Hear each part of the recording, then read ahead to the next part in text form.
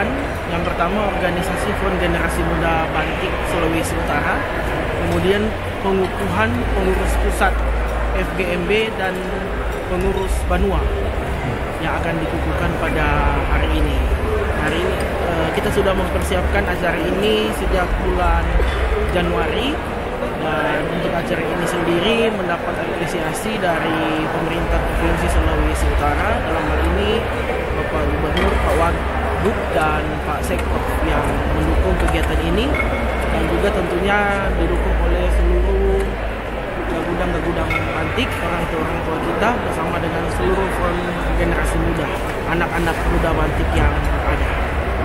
Undangan yang pertama pemerintah Provinsi Sulawesi Utara, kemudian pemerintah Kota Manado yang di dalamnya Pak Wali Kota bersama dengan jajaran, Bapak Camat dan Bapak Lurah, Bapak dan Ibu Lurah yang kita undang dalam kegiatan ini.